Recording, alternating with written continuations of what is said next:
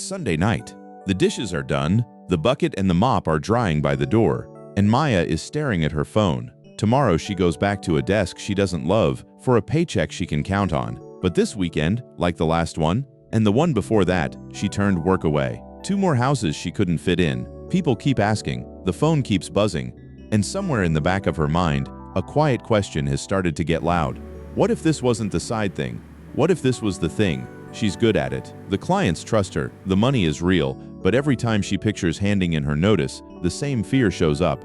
What if I quit? And the numbers just don't add up. So she does what most people do with a dream that scares them. She puts the phone down and she goes to bed. But tonight she doesn't fall asleep. Most businesses don't die from bad ideas. They die from ideas that were never really looked at. The next morning, Maya does something small and kind of brave. Instead of guessing, she opens the new venture workflow, and she starts at the very beginning. Validate the idea. Not a pitch, not a logo, just honest questions one at a time. What is this really? A cleaning service, homes and small offices, reliable, the same person every time. Who is it for? Not everyone, busy households. In small offices too small to hire a contract cleaner, but too busy to stay on top of it themselves. What makes her different? She shows up, the same face, every visit. People don't just buy clean, they buy not having to think about it. Is there a market? She lists the neighborhoods she already serves and the ones she keeps turning down. And then the part nobody likes, the competition, the cheap franchises, the other solo cleaners, the apps. She writes them all down right there on the screen. And here's what surprised her. Seeing it laid out didn't make the idea feel smaller. It made it feel possible for the first time. It wasn't a feeling in her chest. It was something on a page she could actually work with. An idea tells you what you want to do. A business model tells you how it actually holds together, so Maya keeps going into the business model. This is where a hustle quietly becomes a company. How do people find her? Right now, word of mouth and one neighborhood group. Fine for weekends. Not enough to fill a week, so she adds the channels she'll actually use. A simple page, referrals with a small reward, one local listing. Then, how does she make money? Today, it's one-off cleans, paid each visit. But one-off work means she starts every single month back at zero. So she designs something better. Monthly plans, recurring clients, booked in advance, the same slot every week. Predictable for them, predictable for her, and what does it cost to deliver? Supplies, fuel, and travel between jobs, and her time.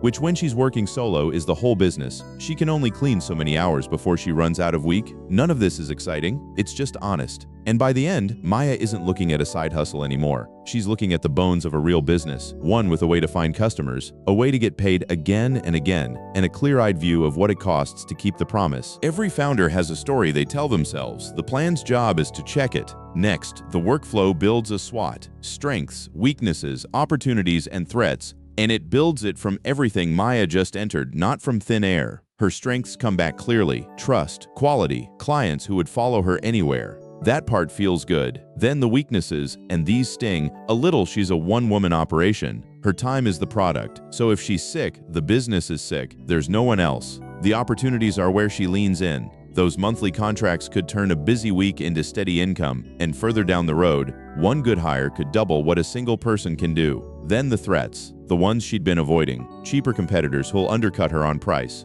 a slow month, a bad back. The plan doesn't sugarcoat any of it, and that's exactly the point. Maya isn't reading a horoscope that tells her everything will be fine. She's reading an honest mirror, the good, the risky, and the things she'll need a plan for. Because the goal was never to feel confident, it was to be ready. And now the question underneath all the other questions. Can this actually pay her bills? This is where most dreams go quiet because the math feels too scary to do, so the plan does it for her. In the financial projection, Maya doesn't build one future, she builds 3. Scenario 1, stay part-time. Keep the job, keep the weekends, safe, comfortable, but capped because the weekends will always run out. Scenario 2, go full-time, on her own, more jobs, more weeks, but real costs now, supplies, travel, the slow stretches. The question isn't just what she earns, it's what she actually takes home after everything. Scenario 3, go full-time and bring on one helper. Bigger reach, more clients served, a thinner margin on each job, but far more jobs she can finally say yes to.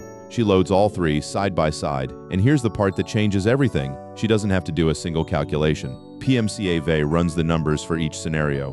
What comes in, what goes out, what's left, and the one number that actually answers her question, the month her business income could replace the salary she's been so afraid to walk away from. No more guessing in the dark late at night. 3 clear futures on one screen with the trade-offs in plain sight. For the first time, Maya isn't asking, should I? She's asking, which one? A plan is only worth something if it gives you an answer. At the end of the workflow, PMCaVa reads everything back and gives Maya an assessment, not a vague good luck, a verdict. Is this viable? Yes, with one condition. Before she hands in her notice, she needs a base of recurring monthly clients, enough steady income to cover her essentials, so she isn't betting the whole thing on a busy week. The plan even tells her roughly how many. And suddenly, the leap isn't a leap anymore. It's a checklist. Lock in the recurring clients, build a small cushion, and then on a date she can actually point to go. That's the difference between a dream and a plan. A dream says someday. A plan says here's the month, here's the number, and here's what has to be true first. Maya closes the laptop. The fear hasn't disappeared, but it's smaller now because it finally has edges. She knows what she's walking toward, and she knows what has to be in place before she takes the first step. Here's the thing about starting a business. The hardest part was never the cleaning, or the coding, or the baking, or whatever it is you happen to be good at.